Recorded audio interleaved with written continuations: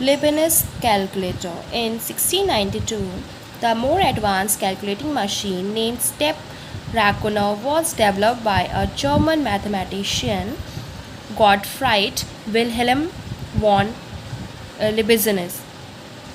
जो ये advance calculator बना था उसका जो नाम था वो एक कैलकुलेटिंग मशीन थी, ठीक है। इसका जो नाम था वो था स्टेप रैकोनर, और उसको किसने डेवलप किया था? जर्मन के एक मैथमेटिशियन थे, उन्होंने किया था। उनका नाम क्या था? गॉटफ्राइड, ठीक है। It could perform all 4 basic mathematical operations. और जो ये कैलकुलेटिंग डिवाइस था, ये मशीन जो थी, वो जो नॉर्मल बेसिक ऑपरेशंस होते हैं ना मैथमेटिक्स के, addition, subtraction, multiplication and division, जैसे प्लस माइनस, मल्टीप्लिकेशन करना, डिवीजन करना, डिवाइड करना, ये सब कर सकता था। यहाँ पर आपको इमेज दिखा रखी है लेibniz स्टेप रैकोनर की। ऐसे दिखता है ये मशीन, कैलकुलेटिंग मशीन ऐसे दिखती थी। और गॉटफ्राइड जो जर्मन के मैथमेटिशियन थे, उनकी इमेज दिखा रखी है, क्योंकि इन्होंने ही क्या किया था? डेवलप किया था, इन्होंने ही बनाया था इसको।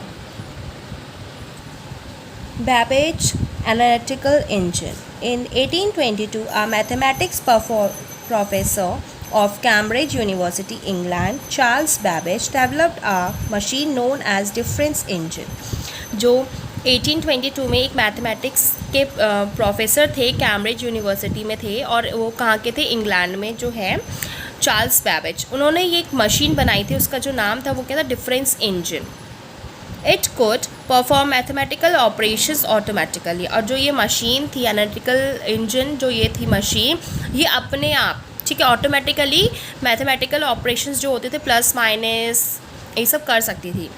However, in 1833, Babbage had a better idea and he stopped working on difference engine. फिर क्या हुआ? 1833 में उनको एक अच्छा आइडिया आया बैबेज को, कि इससे अच्छा आइडिया है कि कुछ ना कुछ ऐसा करते हैं कि कुछ और करते हैं। तो उन्होंने इस जो ये डिफरेंस इंजन था, इस पर उन्होंने काम करना बंद कर दिया था, and started designing another machine called analytical engine. फिर उन्होंने क्या किया? इस जो डिफरेंस इंजन था, इस पर काम करना छोड़ के उन्होंने नया मशीन डिज़ाइन किया। उसका जो नाम था वो एनालिटिकल मशीन इंजन था। ये आप इमेज में देख सकते हो, ये एनालिटिकल इंजन ऐसे दिखता है। इट हैड 5 की फीचर्स।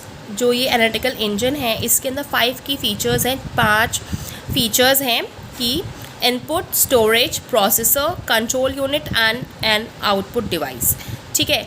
सबसे पहले आपको इनपुट देना पड़ेगा, फिर वो स्टोर करेगा, प्रोसेस करेगा, कंट्रोल यूनिट होगी और आउटपुट। ये 5 चीज़ों पे बेस है जो ये हमारे एनालिटिकल इंजन है।